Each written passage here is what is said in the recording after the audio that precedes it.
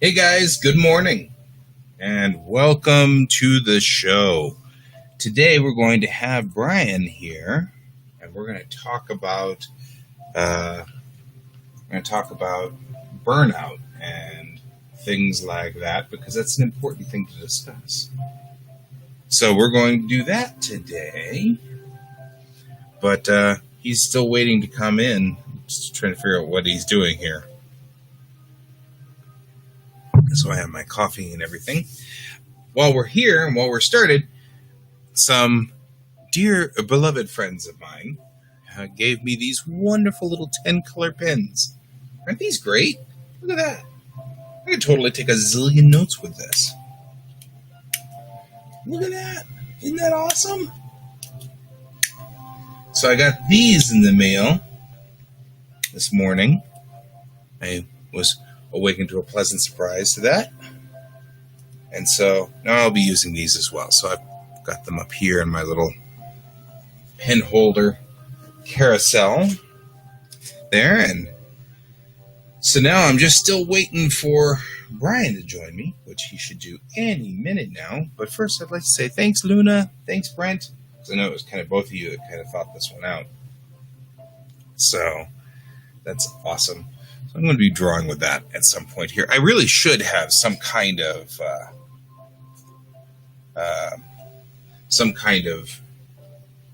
live show thing where we talk about trying to figure out here what's going on.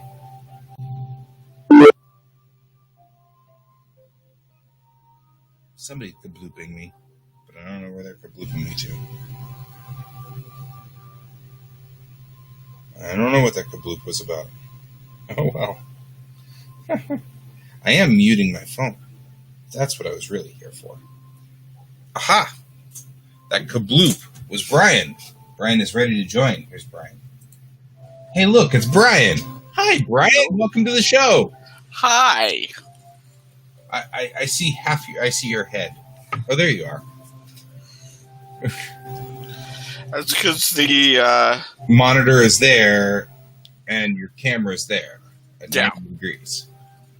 Here, there we go. There we go. Now you can see me in all my horrible glory.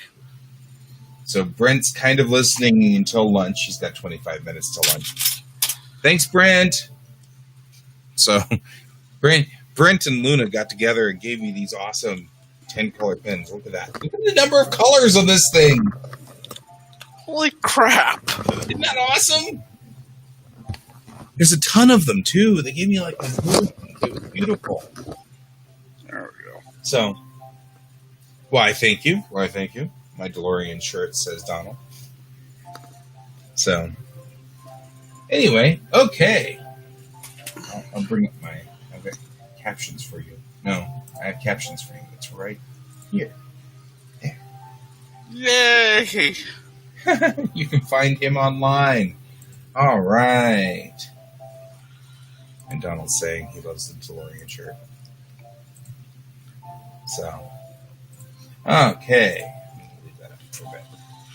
Okay, so we were going to talk today about artist burnout. So I am not the world's most prolific artist, but even when I am at my peak and just running as hot as can be and yada yada yada. Oh, David's here too. Aww. David says have fun. He's off to work. He has to go. So David was here. Hi, David. Love you, man.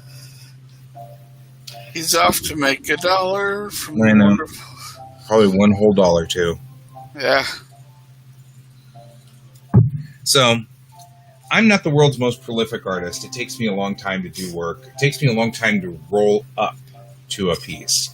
Although, I am trying to do different things. Like, last night I was just messing with watercolor and just trying to lay down some watercolors and try to get them to... My problem with watercolor, unlike you, because you're awesome at watercolors, my problem with watercolor is I'm too dark. I lay down too much ink.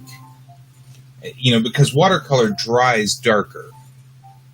And so I always have that problem with watercolor that I'm like, oh, that's not enough paint. And then, everything dries darker, and then I feel bad because I laid down And then you're like, where's the picture? No. And it's like, oh, it's so dramatic. And I'm like, oh, man. Oh, well. So, we're talking a little bit about burnout, because artists burn out. So what? Yeah, okay. Wait, there we go. Okay, I am shrinking my messenger because my messenger keeps popping up here. So tell me a little bit about what you do, Brian. I mean, like artistically, because, I've drawn a couple of comics. I do a lot of drawing. Yes, you do. You're perhaps the most prolific artist in the art collective that I know. Because, I mean, you can put out multiple pages a day for a long time. Yeah, if I'm feeling my oats that day. Yep. Well, and that's sort of what we're talking about, is the oats part, or the muse, or things like that. Yeah, and 50 shades of gray drawings. Yay. Like, the other part to it is, like, something you can't teach an artist.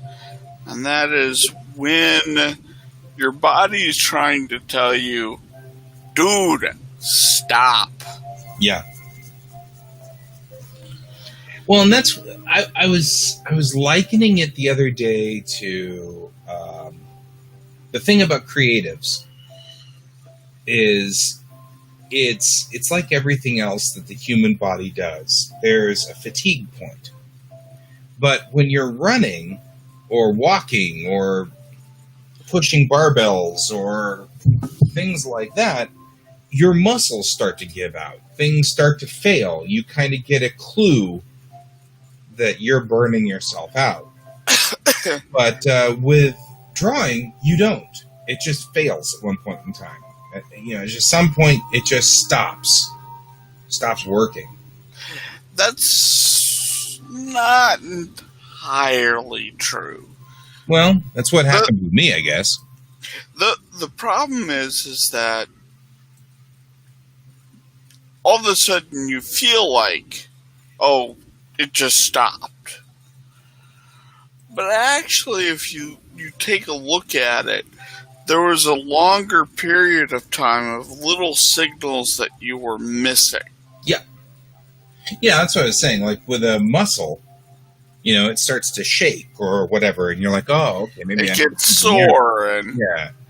Maybe I'm fatiguing out. Maybe I'm, what you don't really get with the creative energy. Yeah, and it's a muscle like any other. Yeah. But there are signs that you need to look for. Like, the moment it starts to feel like work, mm-hmm. then you should probably start backing off.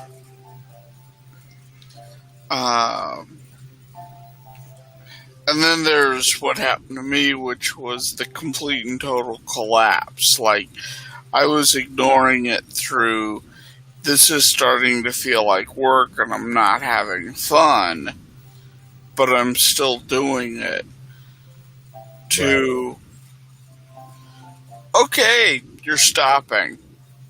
Right. What? And, like, I move things around in here. As you can tell, one, by the camera being in a different position.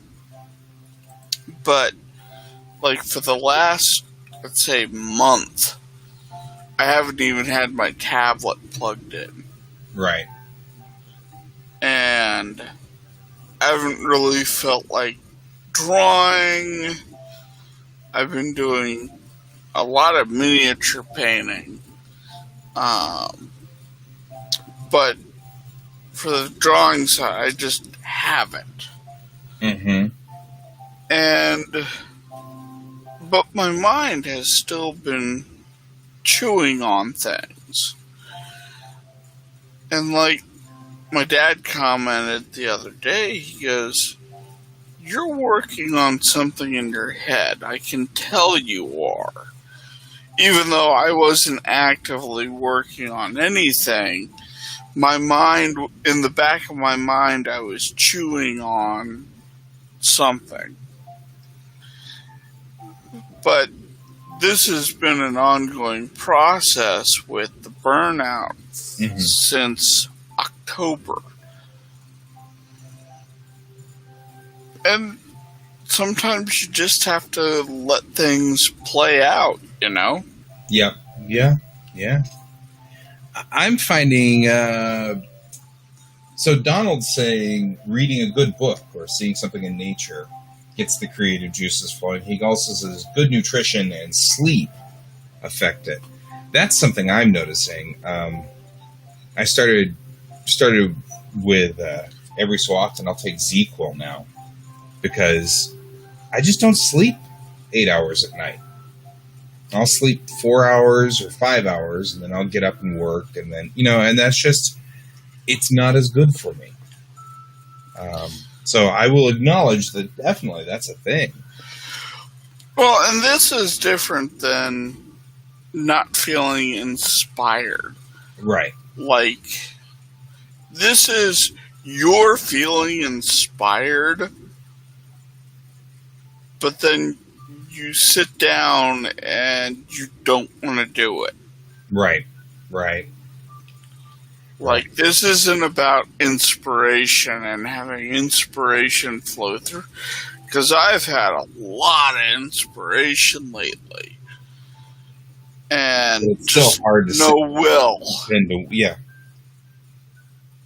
Yeah. I'm with you on that one. And the pandemic really hasn't been helping. No, it hasn't. No, it hasn't. And that, I think that's the other thing is I'm adversely affected by social media. Specifically Facebook. I think people have known that I walked away from Facebook about 3 weeks ago. It's been 3 weeks now. And I just stopped one day, walked away from my account. I haven't disconnected it or unplugged it or anything. I just haven't gone back to Facebook. And I have gotten so much more work done. You know what I mean? It's like I've gotten a lot more work done because I'm not arguing with people on Facebook, yada, yada, yada. And I have cultivated my Instagram so that it's only artists. There's no one else I'm following on Instagram except artists. I go through like the ones who give me inspiration, cosplayers and artists. But that's it. So that's sort of where I am on that one. But I'm also noticing that the pandemic didn't help. And all of this super drama that we get into. Yeah, the super drama's been a nutso. Yeah, I got to the point where I was feeling like I shouldn't work. I should just build a machine gun nest on my roof. And I was like, you know what? I think I'm needing to walk away. Yeah. That was what I was like. I'm like, no, come on. Donald's saying subconscious works even when we can't pull it out. But sometimes inspiration can get you energy. And the negativity from the pandemic can suppress the joy of drawing quite a bit. I'll agree with that. Yeah, also starting a new job and hurting every day, that really... Are you still hurting every day? I mean, you've been on that job for a long time. like it's got some interesting muscle changes. Like I'm now like I have to rework my drawing muscles again Yeah. because what I'm doing now has actually affected the way my wrists work. Mm. And so I'm struggling with developing new drawing techniques to deal with how my wrists are working, if that makes sense. I think that probably also played a big part in this, don't you think? I mean, if you're gung ho about what you're doing and you've got your muse with you and everything's working and all's clicking and you've got a little bit of an, like a small problem with just wrists not working right because of the work you're doing, you just get over that. That becomes easy. You just do it. But if you're already sort of lagging and you're already sort of having problems, then that can be this insurmountable barrier. I totally get that. Donald says pain and age sucks. Yes. So true, Donald. So true. Oh, man. That's one of those things. I am quickly learning I am not a man in my 20s anymore. Right? Yeah, I'm getting there too. I'm actually kind of doing oh crap, no matter how much I do, you're hitting those points where you realize no matter what you do at this point, there's no way you can do certain things. That's starting to depress me. Like I can never become an astronaut. At this point in time, I can't become an animal. Angry or otherwise. Right? Exactly. Tendinitis or arthritis can make things rough. Do they make compression gloves that might help? That's a good question. I don't know if they make compression gloves. I think they make something for the wrists. Maybe. Compression, a compression like wrap. Yeah. And see, I've been recently sort of suffering from a little bit of arthritis. I can tell I'm starting to get arthritis in my joints. Joints don't want to move. They don't want to do their thing. That kind of stuff. So I'm kind of getting I know that age is creeping in. Arthritis is going to be something I'm going to have to fight with for a while. So, but I've been going out and doing martial arts, and that helps. It loosens stuff up, because you kind of shake up every joint doing it that way. So, and it's the only exercise I've ever liked. I'm just not the kind of person to get on a treadmill and walk 20 miles. But can you walk 500 miles? And I would walk 500 miles. Yep. So yeah, that's I agree. So that's burning out. So, okay, so we know that you and I have both burned out. I burned out about 1.5 years ago, almost 2 years ago.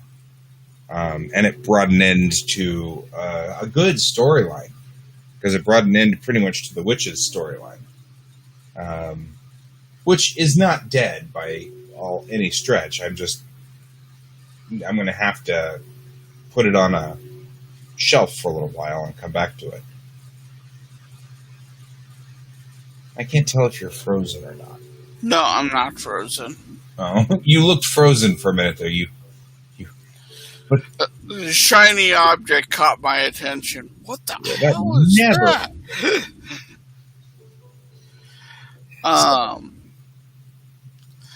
And yeah, you could have projects that die because of the burnout. Yeah. And then you can have projects that they go on hold. For me, I'm having a hard time with my comic strip because nothing's funny. That's the interesting burnout there. I've been working on a comic strip since 2000, but I only make comics when it's funny. And it's hard to find humor in Frozen. Where's Olaf? So we're getting Frozen jokes now. Look, man, sometimes you have to let it go. Right, there you go. It was only a matter of time. So, yeah, I mean, I'm sitting here thinking, okay, so how do we deal with burnout? What's the magic formula? Because we know, oh, hey, Brian, what's the magic formula to solve burnout? If I knew that, I wouldn't have been burned out. Because I don't think there is one. I think there's strategies you can do to lessen it or to put off the effects, but eventually, sometimes you just need to take a break. Yeah. And I think that's the hardest things for Americans to do. Right. Because we're taught that if you're taking a break, then you're being lazy. Yeah. And you have to give 110% in everything you do because that's the way it is. Yeah. And that's unhealthy. I agree. And I mean, I have been offline for drawing for almost 2 years now. Donald says good weed. Hey, whatever floats your boat and gets you down the River Nile, I guess. Yeah. I'm not going to argue with that. If that's your thing, that is definitely your thing. For people who don't do that, though, it's a little harder because I think that actually is a very valid point you just made, which was culturally, we as artists already are kind of behind the gun a little, because people perceive art as a hobby and not as a job, and it's hard to quantify it. Is your art worth more than my art? Is my art worth more than yours? You know what I mean? It's hard to quantify. Yeah. Because you can't say, somebody will say, but I like Brian's art and I don't like Guy's art. And then somebody else will say, well, I like Guy's art, but I don't like Brian's art.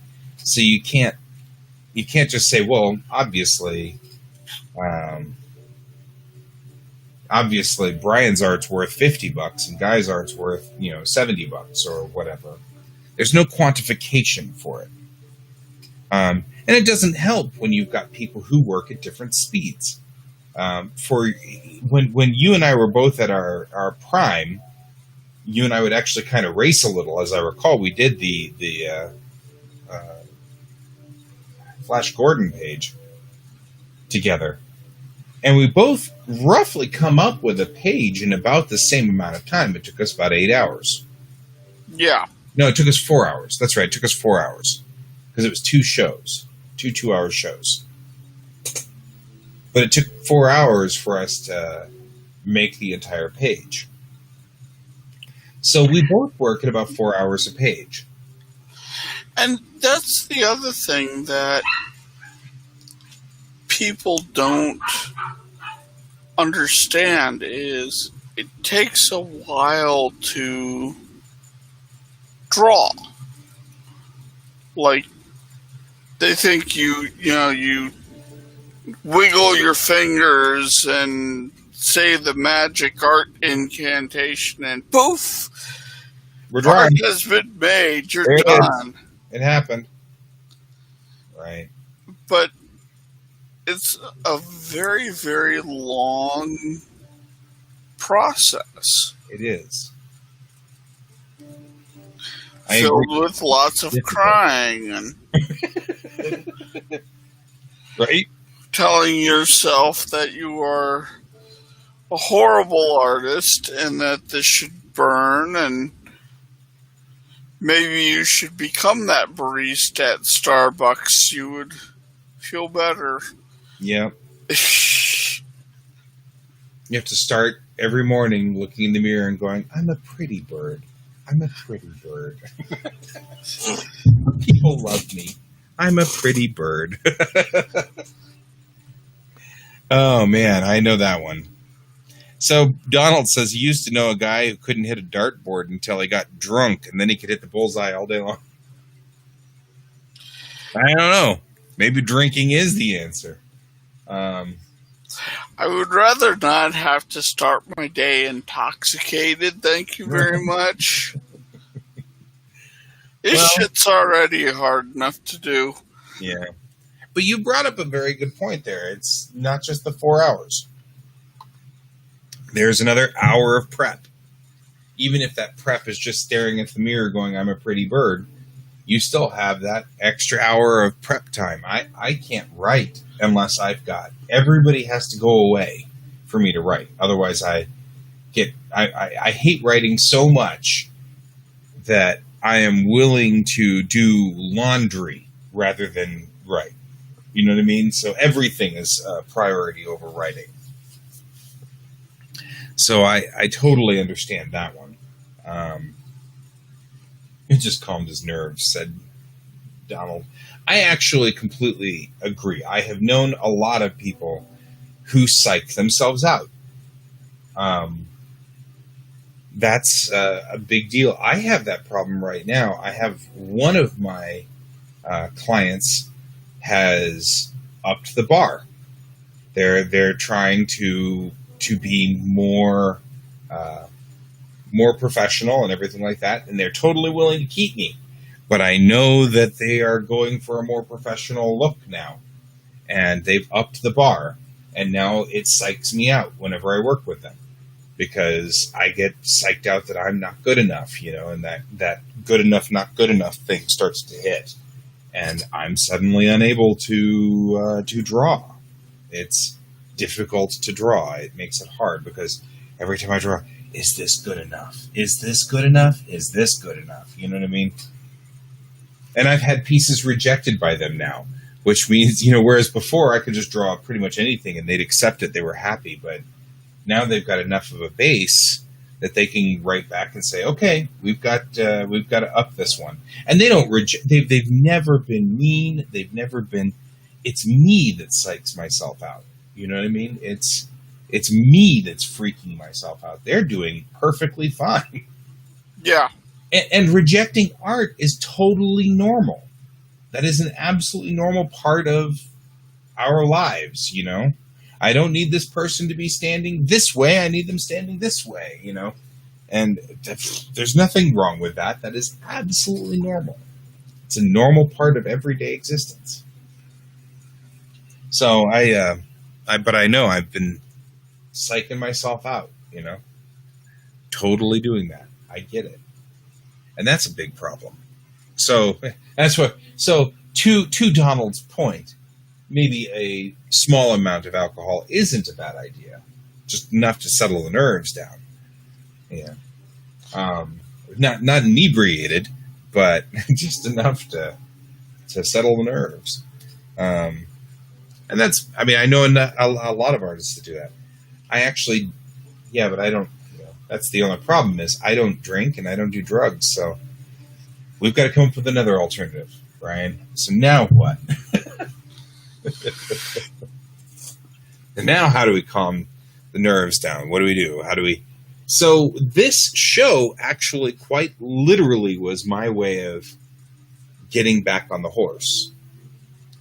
Because I'm beholden to the people who are on the show. You know what I mean? I've got to draw because I can't get on the show and just stare at the screen for 2 hours. Might as well draw, Yeah. So it's been this show that's the entire point of this show for me was now I'm beholden to people. Even if nobody's here, I still feel obligated to not be boring, and to draw and put the drawings out. And the best part about it is, even if my drawings are bad that day, that can be something I can say, and I know some other artist will watch it somewhere along the line and go, oh, well, if Guy can have a bad day, you know? Yeah. Maybe it's okay for me to have a bad day. And bad days do happen, and you can't punish yourself for them. No, you can't. And that's another cultural thing. Our culture is really big on punishment if you have a bad day. Well, and also... Donald, I love having you here. He says he loves the show. Sorry. Yay! You know... You were headed somewhere. I apologize for cutting you off. You know, our culture really... Like, you almost have to be a perfect... how do I want to put this? Like, the perfect machine. Yeah. Every day is perfect. Yeah. And you know, there's all kinds of stuff in this culture that's not reasonable. I mean, you know, the truth is that we're humans. We make mistakes. We make errors. That always happens. It's part of the nature of being a human being. So it in a way, I totally agree. I mean, it's like we've set up this environment where we're expected to be super perfect all the time, and that's so hard because we can't be. You know, we're people. We're people. We're real people, and I think that's also plays into the problem with being an artist, because I think as an artist, we're more at the whim of our muse. And sometimes our muse gives up for months. But then sometimes the muse just strikes you and you're drawing for 5 days straight and not sleeping. And that's the other thing. I just actually drew a piece for my game simply because my character got a promotion. And it's a Star Trek game. And now she's in command, and she wasn't in command before. She was in a tactical position. So she went from a yellow uniform to a red uniform. Yeah, Star Trek, right? Mm-hmm. But I couldn't leave it alone. You know what I mean? I couldn't just have her character sheet have a yellow jersey. You know? Oh, no. Whatever show you do. I ended up spending like 2 days straight drawing this painting of her on the bridge and everything. To err as human, says Brent. Absolutely. And then Donald says, but takes a computer to really mess things up. Oh, no. Oh, no. So, yeah, I mean, this is it's interesting. Interesting. And, you know, these are kind of what we've been struggling with, and there's all sorts of different forms. And the other thing is mental illness. I don't want to say that what I was going through with burnout is mental illness. Because you don't want to compare it to what people are really suffering through. Yeah. But mental illness in this country is handled like you have a boo-boo. Oh, just walk it off. Right? And there is no walking off a problem. Yeah. Welcome, Brent. I'm just replying to Brent. Okay. Yeah, I agree. And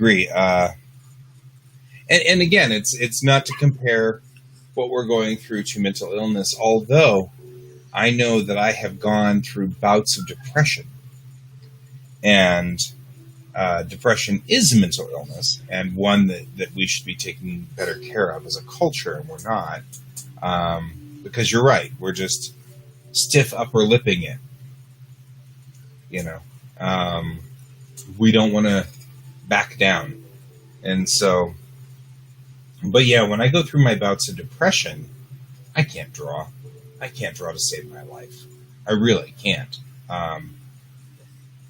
So it's very difficult to be productive.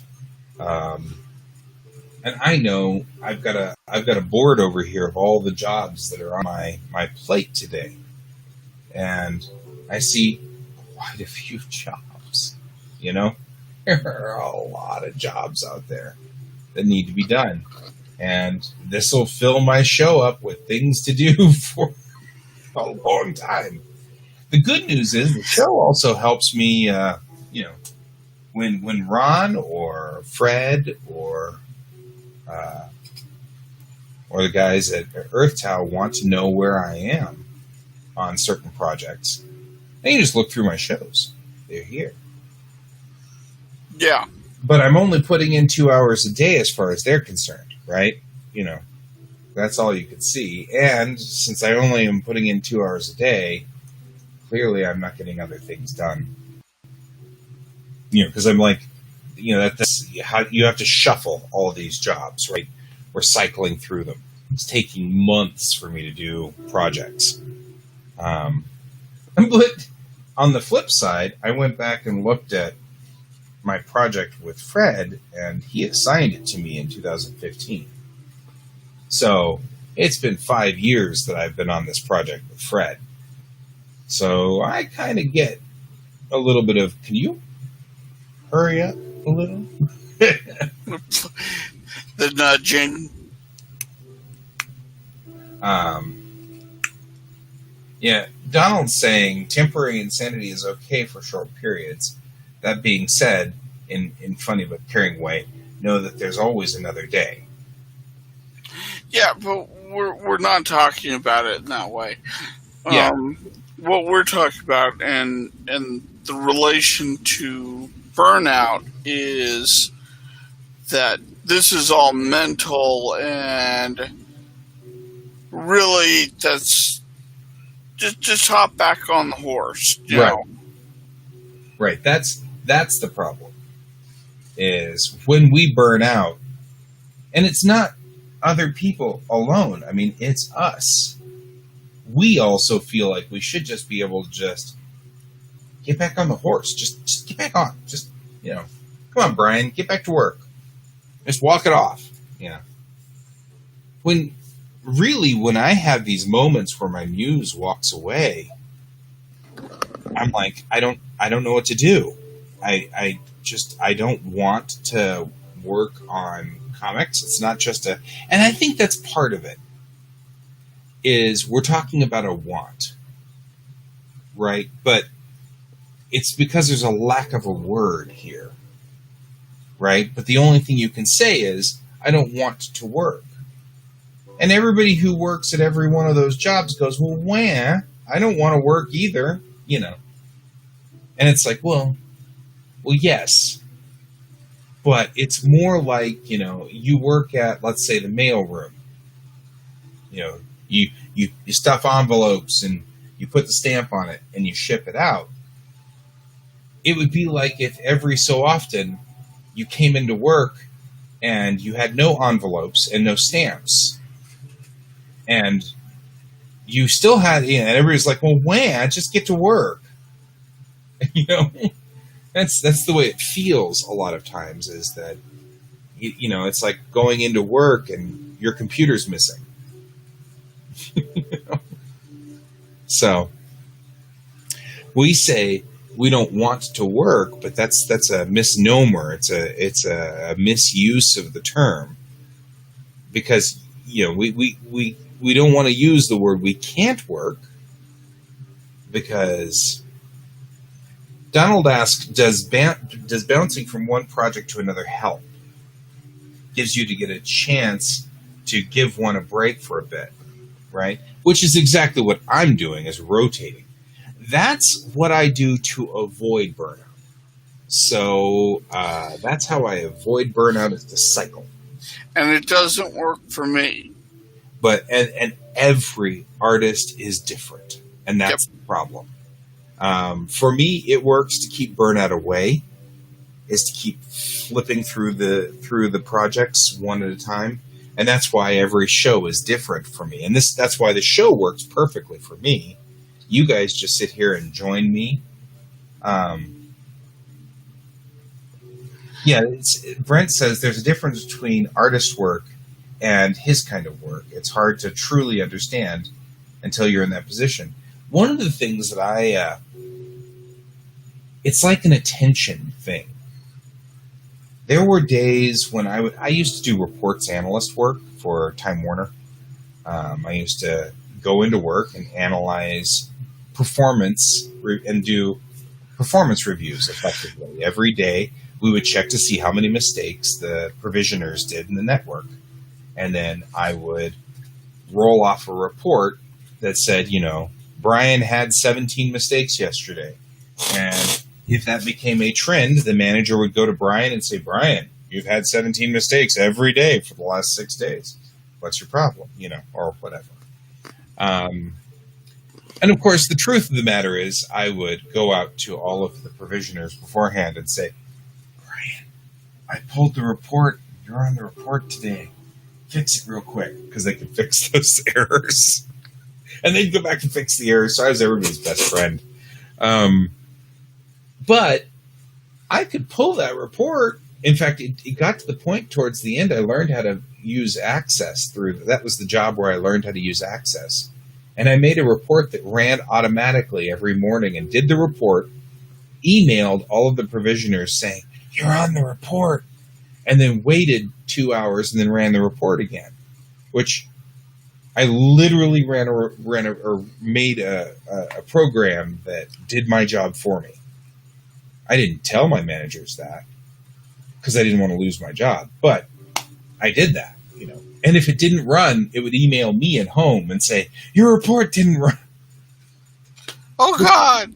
But the truth of the matter is that I could do on bad days when I couldn't think straight and when I couldn't, I could just walk in there and hit go on the report and watch to see if all the lights turned green. Okay, they all turned green. Yay, I did my job for the day. Email my manager and then drink coffee for the rest of the day. And I don't think people realize that when you're doing art, you can't do that. You can't have a day where you just come in and lazily throw some lines on the paper and then walk away. Yeah. It's very intensive all the time. And so drawing art, especially production art, like you and I do, where we're not just putting up a painting every 2 years or whatever, we're producing art for people, for their jobs, for the things that they're doing. Production art, we've got to be laser focused all the time. I kind of feel like that's much more like people in the military who are on front lines or something like that, because it feels much more like you don't want to lax, because if you lax, you get shot. You know what I mean? And I don't mean to liken us to people who are serving right now overseas, obviously, but it's the same thing. There's no downtime. There's or very little downtime. Yeah, I mean, when you're on downtime, you have to walk away from the work. I was actually thinking about that too, because I like to listen to podcasts, I like to watch TV. But when I'm drawing, I'm having a hard time focusing now. I can draw with podcasts going. Brent's saying there's no calling it in. And he's right. You can't just call it in. You're either on or it's thrown in the trash. And that's the way it goes. And it takes so many hours for us to get to a point where people want what we're doing. That's the other problem. Artists have to spend 50, 50 or 1,000, 5,000 to 10,000 hours just to get to a point where people want their art. Yeah. And then you have to build an audience, and then you have to do there's so much other thing because there's so many people competing. Right. Donald, by the way, adds, or worse, someone else dies on your watch because you slacked in the military. That's the big difference. Nobody will die because I didn't draw today.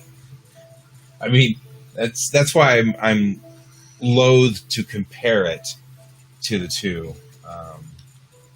I'm loath to say that we're like military person, but it is. And the military has a lot of burnout as well. I mean, they burn their people out too because you can't stay vigilant 24/7 and not start to have a problem. So they put people on watches for that very reason. It's the reason why you have watches, because you can stay vigilant for 2 or 3 hours at a time. And that's actually what I'm doing right now. I'm vigilant for 2 hours a day. Now, sometimes I'll work for another 2 hours or 3 hours or 5 hours during the day. But every day right now, I'm working that muscle and staying vigilant for 2 hours in. And that's and Donald and Brent, they're kind of holding me to that. And they didn't know that they were doing that.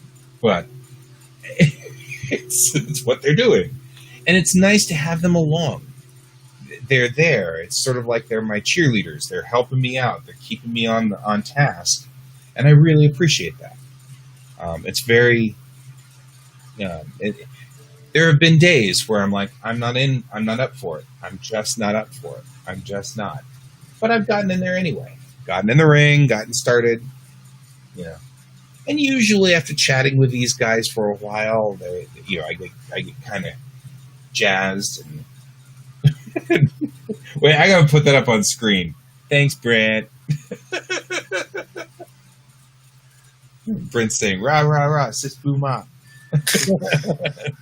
Sis boom Betty, let's hear it for my pal Yeti. Great. But I mean, it's true. I mean, and that helps. That helps every time. Knowing that there are people who are interested and find it fascinating, that helps a lot. But yeah, I mean, you've got hours upon hours of work to put into this. I still don't feel like I'm there yet. Well, and I feel like that's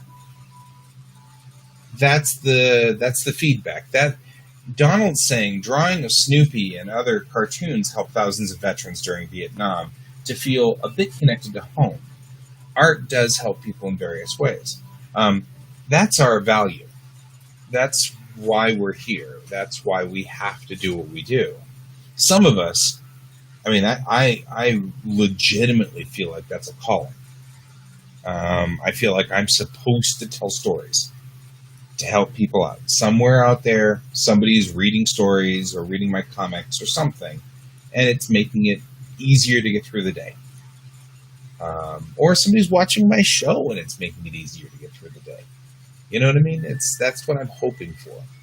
I'm having a rough day, so are you. It's, hey, that's cool, man. Let's get this together. Let's get through this together. It's not easy. Yeah. Art is art.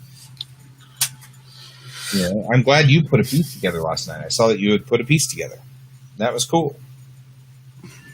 I'm pleased to see that. Yeah, there's a real movement starting to happen from my end. It's like things are clicking back into place that haven't felt like clicking for a long time. That's happening with me with writing. I had a genuine happy feeling about my writing a couple of nights ago. And I know that sounds weird, but what I've been doing is I've been putting together all of my old Tamerlane stories and rewriting them to be Bellatrix Rising so that they fit in my new thing. And I had 19 stories that were prepared for Tamerlane in various degrees of readiness. And I rewrote them and put them together so that they all fit in... Yeah, I agree. Donald's saying anime is influencing young people through video games and good movies, cartoons, and sci-fi. It changed our entire culture. I don't think anybody should underestimate how much anime has changed our culture. It's a dramatic change. But we changed their culture too, so there's that. I don't know whether that's a good thing or a bad thing, but we'll have to figure that out. But yeah, I mean, I feel like... Well, the weirdest moment for me was when the anime show Panty and Stocking was airing. And it's a show that was essentially a love letter to modern American art, animation, like Dexter's Lab and that kind of thing, which itself was a love letter to Japanese animation and the simpler style. So I felt a little bit that like it was the Ouroboros eating itself. Yes. I have been an anime fan since 1988, I think. Might have been 87. But it was 88 when I learned that it was from Japan and learned that there was something different about it. It was 88 when I first saw the first episodes of Macross subtitled in English instead of, the dub, which was called Robotech. And so I have been a big fan of anime, and I have watched it evolve because that was the amazing change in our culture was there. When we went from changing the names of the shows and rewriting the scripts to now where they literally just release them under their Japanese title. And I'm still completely baffled by this, that I will go to Barnes and Noble now, and there'll be row after row of things in Japanese titles. I mean, they didn't even bother to translate them into English. It's literally said, Bakuretsu Hunter. And it's like, okay, so that's what it's called, Bakuretsu Hunter. And the name of the book is that. And that's fascinating to me, where when I first started, anime came over here, we rewrote it, we edited out all of the bad stuff, and wrote a new script to it, and then dubbed something completely different, changed its name completely. Go Lion became Voltron, and Dairuger 15 actually joined it to become the two different parts of Voltron. And then, and the Robotech and Speed Racer, and then Sailor Moon came out, and it was called Sailor Moon. Nobody questioned it. We just accepted that it was called Sailor Moon, even though that makes no sense. It's a nonsensical word, but they left it. And, even my favorite series, which is Gundam, and that translated over to Battle Angel Alita, even that is being reworked now so that they are less and less set up to be redubbed, because her name is Golly, not Alita, and stuff like that.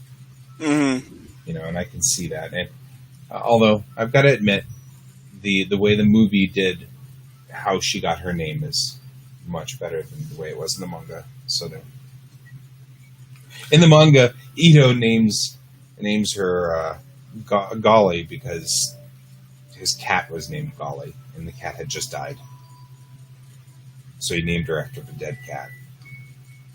In the movie, she's named after his daughter, which I liked a whole lot better. It's a much more... Well, it gives a much more emotional impact. It's got a better beat. But, I mean, you think about it, Yukito Kishiro started drawing... me too. I keep hearing, because I'm on... Brent's saying he wishes they would do a second movie for Alita. I keep hearing, as I'm on r/Battle Angel Alita on Reddit, they keep rumbling that Disney wants to do a 2, and it's being mulled over, which, that'd be so nice. I absolutely adore Battle Angel. And the movie was pretty darn true to, at least to the OAV, which was a complete rewrite of the manga, but at least they tried. And they did a decent job, and it actually, from what I heard, made a good amount of money. Yeah, it made the line. However much it cost to make, it made a little bit more than that. So it made what it cost plus enough to make some profit. So the profit line, I guess, is what you'd call that. And if you're Bajoran, it's definitely the profit line. I thought that was Ferengi. Yes, for both. And there's some DS9 humor. I got to see Lower Decks. I am so excited. Lower Decks is so much fun. So we've been talking a little bit about that. Brent and I have been. But Lower Decks is a lot of fun. And of course, I'm intrigued by the Trekkies who hate Lower Decks now too. So there's a batch of Trekkies, and I keep going in there and talking about how much I hated Berman Trek when it came out. Rick Berman was the showrunner for TNG, Deep Space Nine, Voyager, and Enterprise. And now we're on Kurtzman Trek. Kurtzman's in charge of the new stuff. And everybody keeps hating on the Kurtzman Trek, like, this is the worst Star Trek ever. And every time they do that, I think back to those days where I remember us all hating on Berman Trek because it was the worst Trek ever. And now, of course, you look at that. Hey, Luna, look what came in. Look. They're so cute. And they have a zillion colors. I'm actually looking forward to writing with one of these things. They are the best. So Luna was one of the ones who's in on the idea of sending those. That was really cool. So thank you, Luna. So anyway, so we were back. Let's get back to Burnout. We totally went off the thread, and we totally went off into the weeds. So I burned out about a year and a half ago. It's probably been almost 2 years now. And I just came to a crashing end, and it was... Right? I totally needed those. I needed these. These are so cool. She was like, did you need one? Yeah, I definitely needed one. So she sent like a package of like 6. There were 6 of them in there. I can only put 2 of them up here, but I'm going to use them. I use them for everything. The great part about putting 6 of them together is I have this. This is my portable painting kit and everything like that. And so I put one in here. So now one lives in here. Oh, it's down at the bottom. But it lives in here. So, I'll do this. Put this right here. There. So, oh, that's a gift from my other kid, the black one.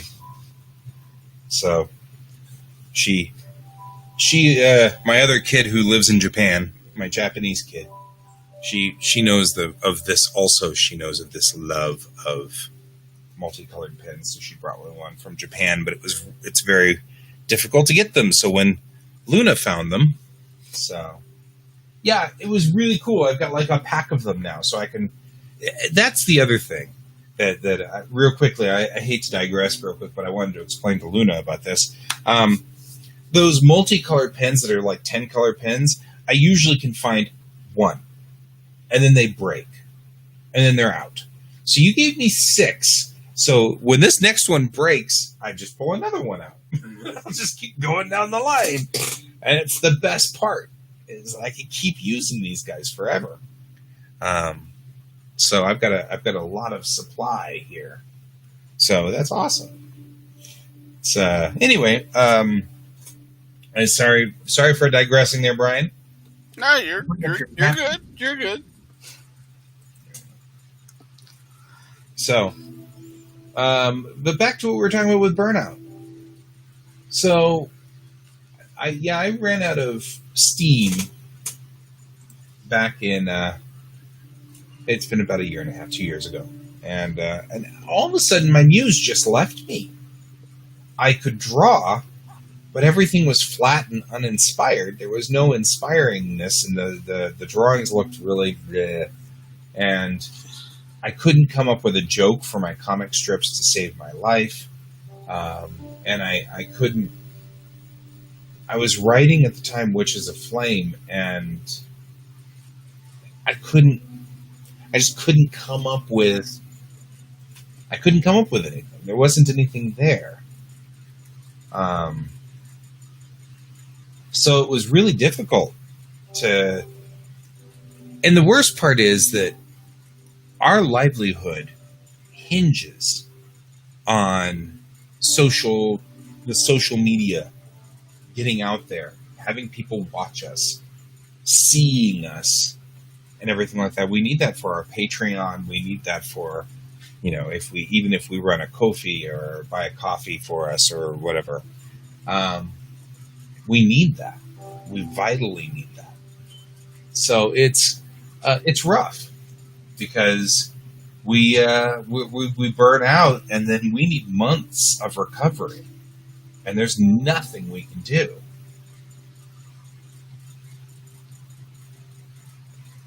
Right.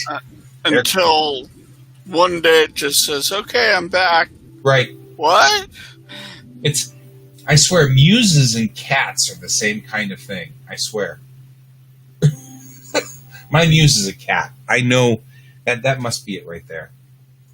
Donald's saying air conditioning has to help, as the heat would melt him for drawings. Yeah, Brent is my muse, like a cat.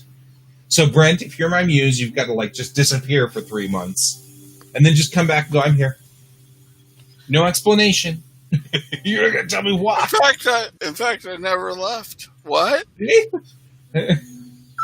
I've just been silently judging you over here. Right. What? It is, like I said, it's a cat. I swear. My cat silently judges me all the time. Okay, bye, says Brent. Okay, bye. Off he goes.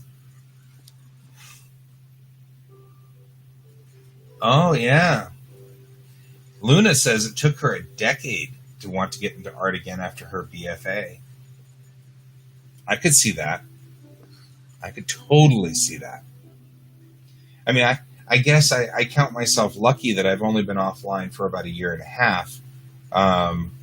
because I've seen artists burn completely down, and they don't come back for years and years and years. And of course, the problem is drawing is indeed an exercise. And if you don't draw for 10 years, you pretty much got to start really close to ground zero. Because I've noticed that I am just now sort of getting back into sync. My drawings are still kind of rough, but I'm just now hitting sync again. Artists need genuine appreciation and compliments to encourage on a subconscious level to reaffirm talent. Let's talk about imposter syndrome. I have not had that yet. I suffer from that a lot. One of the things that kills me with imposter syndrome all the time is I use Daz Studio and maquettes to get my perspective right, because that's the one fidgety, nitpicky thing that my brain will do, which is I'll draw it and I draw it way too flat, and then I have to erase the whole thing and start all over again, drawing it way too flat, you know. And so I perspective drives me crazy, and it's I know how to make perspective work, and I can draw on perspective by myself, but literally I will spend 4 or 5 hours on the sketch before I can get anywhere. So I use Daz Studio to preset my scene, and sometimes I look at that and I'm like, I'm effectively just tracing these Daz Studio maquettes. Right? And it's like, how am I... Become an inker. Right, exactly. How is this art? And it bothers me. And I start to feel like a real imposter. But the truth is, the maquettes don't have the style of it. Yeah. So, I add style to the maquettes, but I don't believe that because of imposter syndrome. I believe that I'm just being an imposter here, and tracing over the maquettes is just tracing. There's no art to it or style. Well, the truth of the matter is I'm just using stock Daz Studio maquettes, and they're just stock, you know? Yeah, there's nothing really there. Right. It's not a stylized thing. There's no character. There's no life to them. And I add the life. But it's hard to get past that. Yeah. Luna says some of the reasons she burned out is that the BFA process is about a year of people telling you that you suck, or you're kitsch, or you'll never make it. Especially her review board process. And she says she was always a terrible 2D artist. 3D and sculpture were always her thing. Which, I'm a terrible sculpturist, so there's that. I can't sculpt to save my life. I just end up with a bunch of lumpy clay. I'm sure I could make it work if I had to.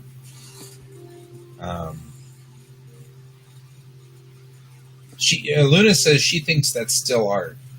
She felt like she was doing art when she was doing stuff in Poser, which Poser and Daz Studio are effectively the same thing. They're just two different companies that are making the same style of critter. I went from Poser to Daz Studio. I'd gotten all the way to Poser 8 before, and I was using Poser to do the thing. I just moved to Daz Studio because it's free. Or when she's programming in CAD, even if it wasn't about aesthetics as much as workable math. And that's true. I mean, you know, in a lot of ways, what I've discovered is recently, if I just pose a maquette from Poser or Daz Studio and just trace it, it's not as good. But if I think out the scene and then pose the maquette in the correct pose, it's much more dynamic, looks much better, everything like that. And yeah, okay, so I'm tracing the maquette in that middle scene, but I did all of the composition, and I'm adding the character on either side, and all I'm really doing is saving myself 5 hours of sketch. You know, and that I just don't have the time for 5 hours of sketch, fighting with my internal demons on that one. So we don't. So Donald's saying positive and negative vibes are a constant that rub off on us in our environment. That's why I walked away from Facebook. Yeah. I will get back on Facebook. I will. I'm not leaving Facebook for good. And I still have Messenger. If you guys who are my buddies and connected to me online, I still have Messenger, and you can message me. So I'm not, and I didn't close my account like Raph did. Raph and I were talking about that on Friday. How he's hurt himself quite severely by closing his account, because now he's effectively cut off communication with his customer base. Right. And so he's hurt his business. Luna says she's got better tools, or these are better tools, and she doesn't think it diminishes the work. I don't either. I think it makes it easy and fast for me to put a piece out, but I still have to do the work on either side. And there's still, as an animator, we learned, it's the flour sack rule. Did you ever do flour sacks with me? Yes.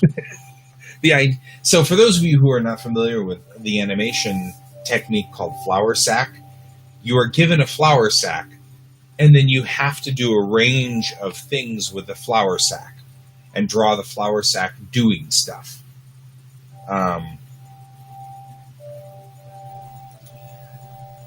Oh, Donald, that's very sweet. You don't have to worry about it. It's okay. I'm not going to turn it down. But that's what the Ko-fi thing is if you want to just that way you don't have to worry about the Patreon if you don't want to do the Patreon thing. I know some people don't like the idea of a subscription or whatever to Patreon. I get that. But it's, if you want to just throw, that's what that KO-FI. I think I bet that over here in the caption. There we go. There. So the Ko-fi thing is just a one-time donation thing, as opposed to the Patreon thing, which is, I do adore my patrons though, so there's that. And if you subscribe for like $3 a month on the Patreon, I put your name in the end credits, which will be here tomorrow, because I was going to finish them today and then didn't. Mostly because I had to write. Shame. Yeah. Well, that's the other thing. My wife had brought this up. I'm the stay-at-home dad. It's my job to ride herd on my kid, and she's like, don't downplay that.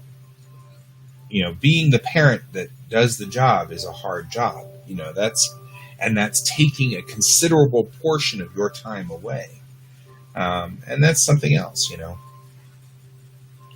It's like people. Luna says it's like people who say flow art isn't painting because it's less intentional and chaotic.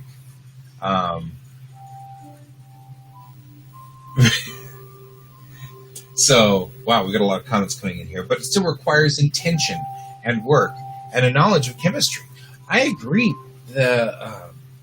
Anybody who can operate chaos is amazing to me.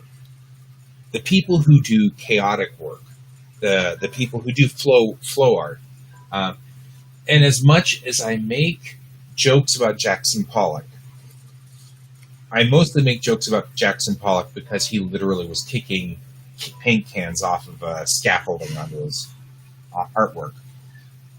I will explain flour sack. Animators do what's called flour sack. You have a flour sack. You know what a flour sack looks like. It's a little sack full of flour. But then you're told to do something with that flour sack.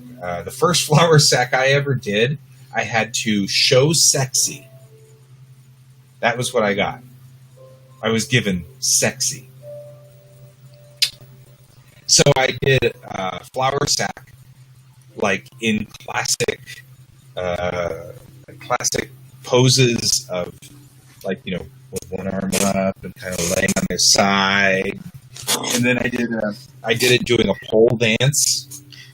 So Draw me like one of your French flowers. totally what started it, right? Was as soon as I was assigned to that, I was like, draw me like one of your French girls. So I drew the flour sack in that pose that Kate Winslet was in from Titanic, right? Like, straight up. And then I put the flour sack doing a pole dance, and then I did the flour sack doing, don't hate me because I'm beautiful, and all of these things. And so that's the whole point: is you're not conveying a character, you're giving character to something that shouldn't have character. And so it's a practice technique that animators are given, because we need to be able to show emotion in the movement of the body and not rely heavily on eyebrows. Flour sack with a U-R, flour sack, like a sack full of flour. That's actually what Disney came up with this technique or somebody at Disney. It was the 9 Old Men. It was one of the 9 Old Men that gave, and the 9 Old Men are the original 9 animators at Disney, animation leads. It was one of the 9 Old Men that came up with this in the 1930s or 1940s, where they literally had a flour sack, a sack full of flour, like what you bake with. You make bread with this, right? And it was just a sack that back in those days they were in burlap sacks, and so they had this burlap sack, and they said, "Okay, here's your burlap sack. I want you to make it move, make it dance, make it sing, make it cry, make it laugh." And everybody was like, "What? It's a burlap sack." Right? That's the point. Tune with what our body expresses. And later, actually, one of the things that I loved watching was, after learning flour sack, go watch Christopher Reeve in the original Superman movies. He exemplifies flour sack, right? Because he leans over like this and hunches and puts his glasses on, and this is him as Clark Kent. And then there's that one scene where he decides to tell Lois Lane that he's Superman, and he takes his glasses off and he does this. And that movement, in that moment, he's still wearing his suit, but he's Superman. And you can see it in his body language. That is exquisite acting right there. That is like the best acting right there.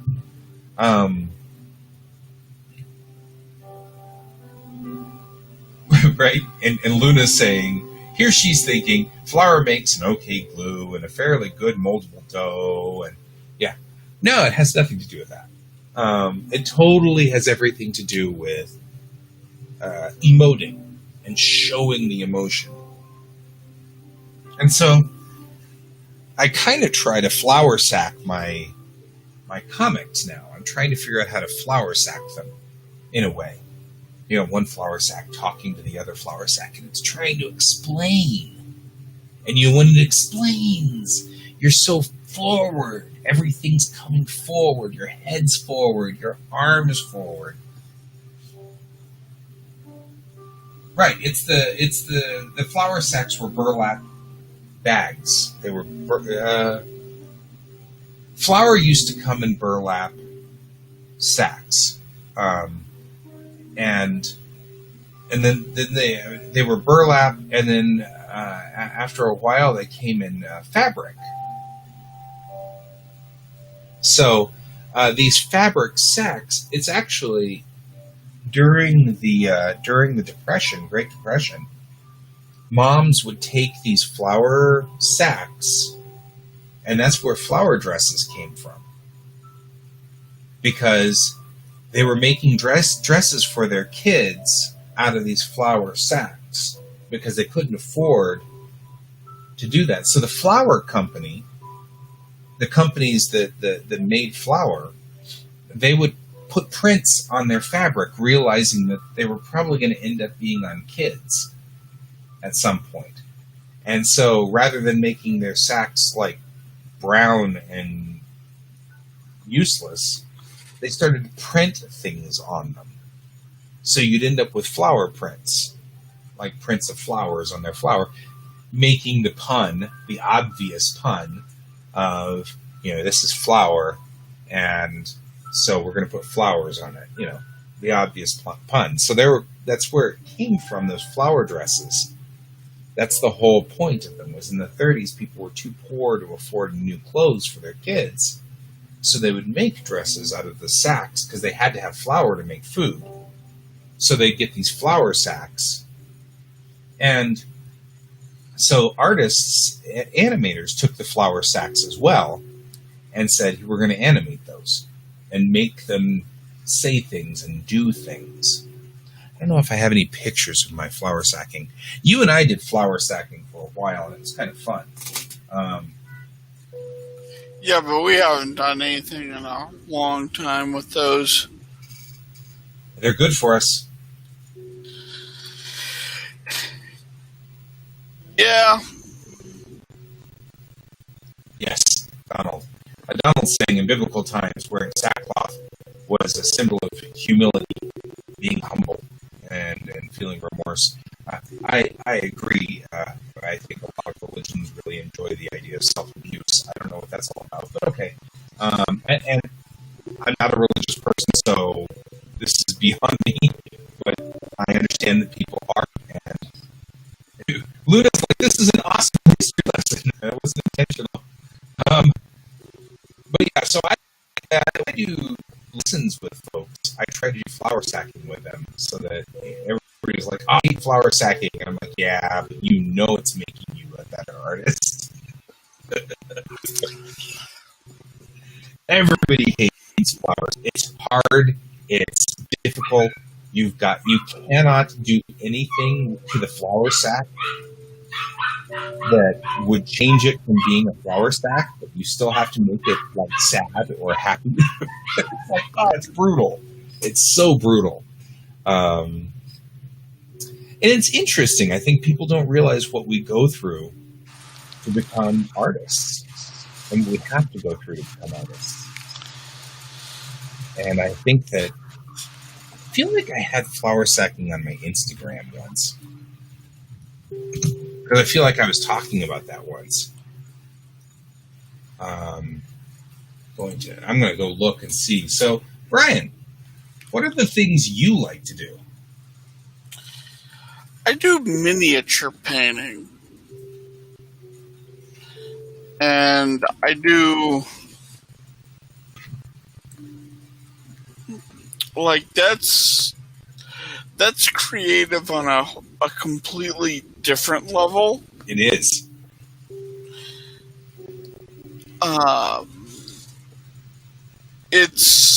And a lot of people are like, well, you build the models, right? It's like, well, yeah, I build them, but they're from a kit. Right. I put the kit together, and yeah, it has a little bit of fudge here and there so I can make the models interesting. But when it comes to painting, that's totally up to me. Yeah. A lot of people kind of poo-poo that as, oh, well, that's not art. It's totally art. And it kind of makes me think that's a lot of things that I mean, like, I have that imposter syndrome problem with that. That's where that imposter syndrome comes in. Because you're right. I mean, it is art. It is absolutely art. Well, and the problem is a lot of people have opinions on things that aren't necessarily correct. And opinions tend to be like, Ever present. How do I put this delicately? Yeah. Because there's a crude way I can put this in. You're thinking opinions are like butts. Yeah, everybody has one, and there's yours probably stinks too. Yeah, exactly. I only found one picture. Here, I'll real quickly put this up on the screen just for a moment. I'll share that. And see it now. So, as an example, this is. There you go. This is an example of flower sacking right here.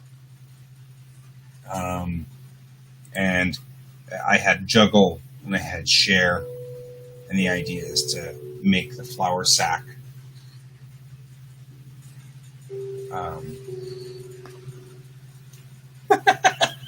Brent and Luna are making great commentary here. Brent's like, have they seen some of the miniature painting out there? And Luna, oh yes, I have. And Luna says, you're doing skinning, which is a legit skill in computer art anyway. Sometimes a totally different person who builds the frame versus the skin. And she's absolutely right. Texture mapping, and that's a thing, and it's legit. And I mean, I know you do minis for your games. I do minis too. It's interesting. You and I both have the same downtime skill, or the same hobby, I guess. That's my hobby, is mini painting as well. So, like on Monday nights we try to do mini painting, and that's tonight's big plan, is to do mini painting, because I didn't do it last week. I know you'll be shocked to find out that I paint Star Trek ships. I know, you're shocked. You're really shocked. I get it. Guy, what's happened to you? I know. I have fallen so far. But yeah, that's an interesting observation. And you've been just as prolific about mini painting as you were about drawing. Yeah, You've completed like 4,000 of those things now. It's not that many, but like I have painted since this whole quarantine thing began. I've painted 200 and some odd minis. It comes down to about 1.5 minis a day, right? Since March. Yep. So you've done a lot of mini painting. Brett says that his hobby is building computers for friends. And that's a legit skill right there. That is. Like, holy crap. Try to pull the memory out of that computer and put it in its sister machine in the other room, and all that did was just make both computers not work. I'm like, really? Really? This is what we're going to do? So, yeah, well. And they should have been identical machines. They were the same motherboards and everything like that, but for some reason, the 16 gigs of memory that I put into that other machine is reading as 4 gigs, and I don't know what the problem is. Donald says he's got a ton of metal minis from the 70s. Oh, man. Just don't put those in your mouth. Ooh, Doug. Or do. I don't judge. And Brent's saying it's the RAM mismatch. You know what? I tried everything. I even took out the RAM that didn't match. They're both 2 8-gig Kingston sticks, and they're both DDR3. And I put them. The 2 sticks that were in there were also 8 gigs. No, there were 2 4-gig sticks that were in there, and one of them had burnt out, I think, or something. I don't know.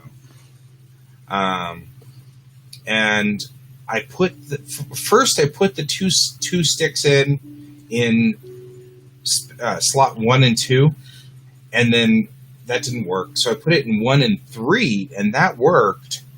But now it's back to 4 gigs of RAM. So we're thinking it's a BIOS problem.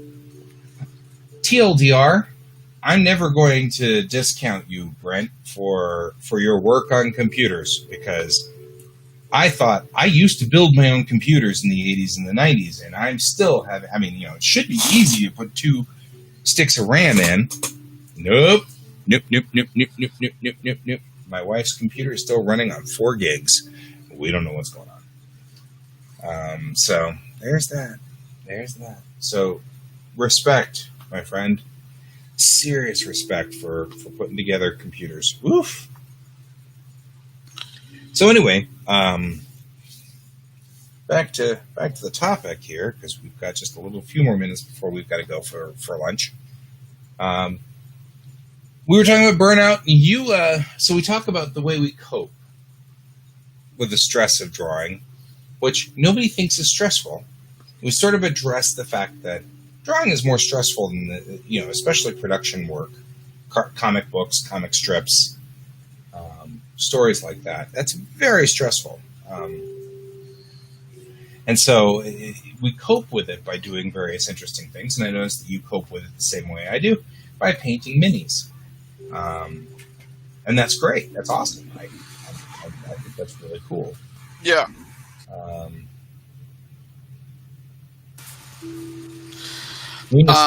Our weekend is trying to get conference room hardware to read itself, which is computer adjacent. Well, Luna, I always feel like you and Brent both have sort of the same field experience out there. You're both working in the computer field, and I think that's kind of cool. I'm going to move this closer to me, I think, because we're just chatting, and it's been turned the wrong way this entire time. I'm sure I sound a whole lot better now. So I feel like, you and Brent both do the computer thing, which I used to do, and I used to think I was really good at, but now I'm starting to think that maybe that's not so true, And that's okay. I don't need to be good at computers. I just need one that works and does its job.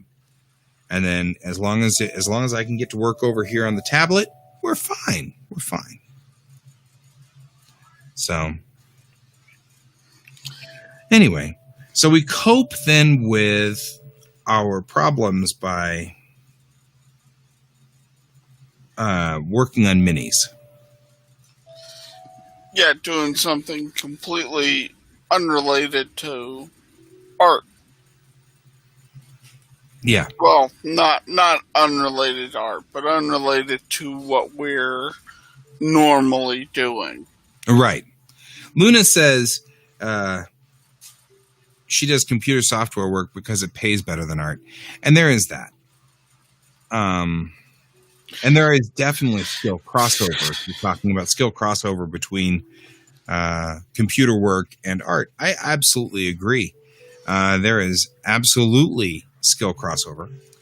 And I also know that I used to do computer work for, not you, I used to do computer work so that I could pay the bills as well. I mean, that's where we were. And I do it today, except A, I'd have to be retrained, and B, I'm really, and I haven't had a lot of luck with the job fields. So, here's where I am. This is what I do.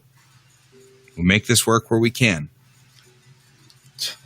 I'm pulling for you. We're all in this together. Yeah.